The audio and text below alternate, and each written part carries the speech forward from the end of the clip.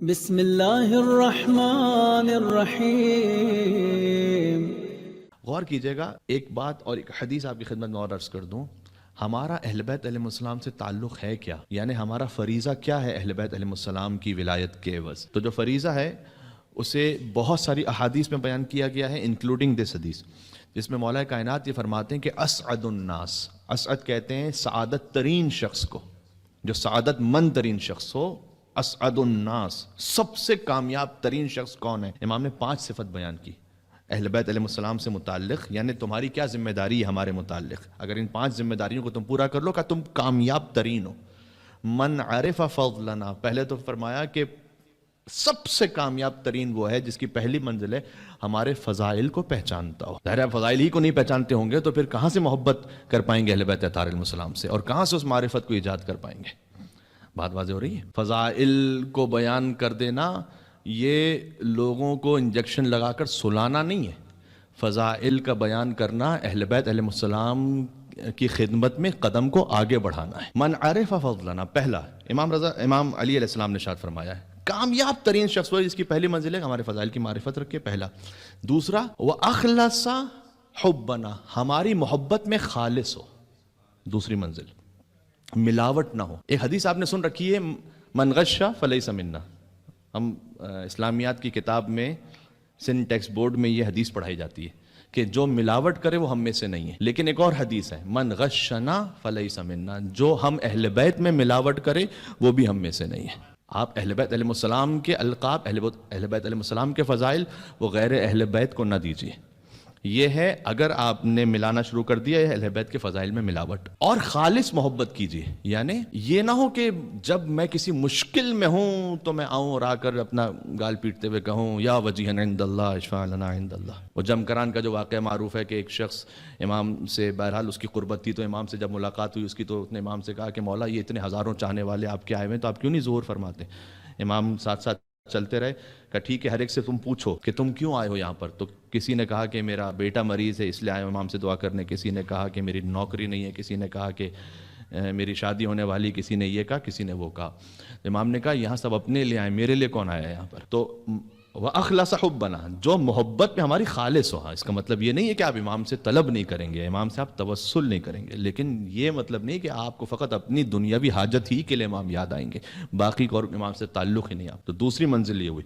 مولا کائنات نے کیا فرمایا؟ کامیاب ترین شخص وہ ہے کہ جو پہلے ہمارے فضائل کی معرفت حاصل کرے، دوسرا یہ کہ ہماری محبت میں مخلص ہو، وَتَقَرَّبَنَا إِلَى اللَّهِ، اور ہماری قربت اختیار کرے اللہ تک پہنچنے کے لیے، یعنی ہمیں وسیلہ قرار دے. اس کے بعد چوتھی صفت یہ بیان کی، کیونکہ آج مستقل یہ موضوع نہیں ہے ورنہ اس پر بھی، اس حدیث پر کم از کم آدھا گھنٹہ بات ہو سکتی ہے. چوتھی صفت امام نے بیان کی کہ جو ہم معروف جو تمہیں بتلائیں اس معروف پر عمل کرے، اور جو منکر بتلائیں اس سے اپنے آپ کو بچا لیں. یہ کامیاب ترین شخص ہے. آپ سعادت مند ہونا چاہتے ہیں انشاءاللہ بتفضل محمد اور آل محمد، ایک مل کے صلوات بھیجیے گا محمد اور آل محمد پر. اللہم صلی علی محمد و آل محمد. اچھا، اب امام کی جو منزل ہے نا وہاں تک تو کسی کی رسائی ہی نہیں ہے. لا نظیر لہ، امام رضا علیہ السلام نے فرمایا جیسے خدا کی کوئی نظیر نہیں ہے نا خالق ہوتے ہوئے، امام علیہ السلام کی بھی کوئی نظیر نہیں ہے مخلوق ہوتے ہوئے. امام کی کوئی نظیر نہیں، امام کی کوئی ایگزامپل نہیں دے سکتے آپ کہ امام رضا کی ایگزامپل کیا ہے یا امام جعفر صادق علیہ السلام کی ایگزامپل کیا ہے. امام کی کوئی ایگزامپل نہیں ہے، امام کی مثال خود امام ہی ہے. تو امام کی تو ایگزامپل نہیں. اب امام زادے جو ہیں، بی بی معصومہ سلام اللہ علیہ پر بات کرنا چاہ رہا ہوں، تو امام زادگان جو ہیں کیا ان کی کوئی مثال ہے؟ دیکھیں امام زادگان ان کے درجات میں فرق، سب ایک طرح کے نہیں ہیں. ائمہ علیہ السلام تو کلنا نور واحد ہے، اولنا محمد، اوسطنا محمد، آخرنا محمد، کلنا محمد.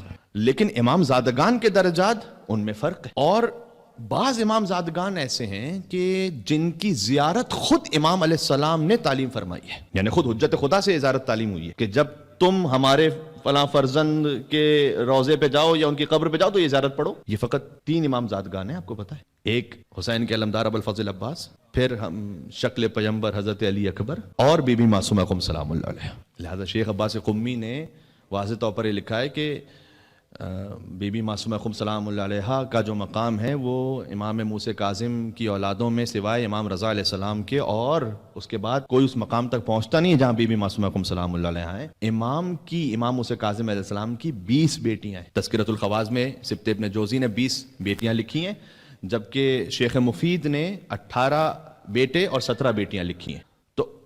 20 بیٹیاں امام موسیٰ کاظم علیہ السلام کی ہیں، جن میں سے سب ہی بنت ولی اللہ بھی ہیں، اخت ولی اللہ اور عمت ولی اللہ، وہ تو سب ہیں۔ ولی اللہ کی بیٹی ہیں، ولی اللہ کی بہن ہے، ولی اللہ کی پھوپھی ہیں، جو بی بی معصومہ خم کی زیارت کے الفاظ ہیں۔ السلام علیک یا بنت ولی اللہ، السلام علیک یا اخت ولی اللہ، السلام علیک یا عمت ولی اللہ۔ لیکن فقط رشتے کے اعتبار سے دیکھیے تو 20 بیٹیوں کا وہی رشتہ ہے۔ ان میں سے 4 کے نام فاطمہ ہیں۔ فاطمہ کبریٰ بی بی معصومہ خم ہے، فاطمہ صغریٰ، فاطمہ اخریٰ، فاطمہ وسطیٰ، یہ 4 بیٹیاں ہیں۔ بی بی معصومہ خم فاطمہ ان کا نام ہے، اور مزید 3 بیٹیوں کا نام فاطمہ ہے۔ تو امام موسیٰ کاظم علیہ السلام، اب اس ہسٹوریکل اس بات سے کیا سمجھ میں آتا ہے، جب بی بی معصومہ خم مدینہ میں ہیں اور امام رضا علیہ السلام خراسان میں ہیں، تو 20 بھائی ہیں اور 20 بہنیں، فرض کیجئے اس روایت کو اگر آپ لے لیجئے تو ایک بھائی نے ہجرت کی ہے نا خراسان تک، تو امام خراسان گئے۔ 19 بھائی اور بی بی کو ملا کر خود 20 بہنیں، وہ تو آلریڈی مدینہ میں ہے، پھر بی بی کو ہجرت کی کیا ضرورت ہے؟ یعنی اگر اکلوتے کوئی بھائی ہوں اور پھر وہ بھائی موجود نہ ہوں تو پھر ہجرت کریں تو پھر لگے گا آپ کو کہ ٹھیک ہے بھائی کی محبت میں جا رہی ہیں۔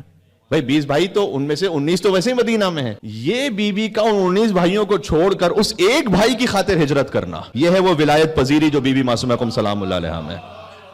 امام زادگان کے مقام میں فرق کیوں ہے؟ یہ اس کی بہت ساری وجوہات ہیں، ان میں سے ایک وجہ ہے مثلا علم، هل يستوي الذين يعلمون والذين لا يعلمون، علم رکھنے والا اور علم نہ رکھنے والا برابر نہیں ہو سکتے۔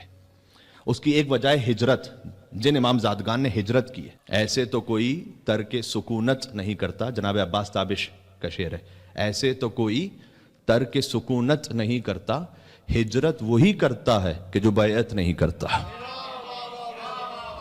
یہ آسان منزل نہیں ہے، چونکہ اصال ثواب کی مجلس بھی ہے، لہٰذا میں نکات کو عرض کر رہا ہوں۔ اختتام سعادت کے ساتھ ہو، یہ کیسے ہو سکتا ہے؟ اس کی بھی ایک طولانی گفتگو ہے۔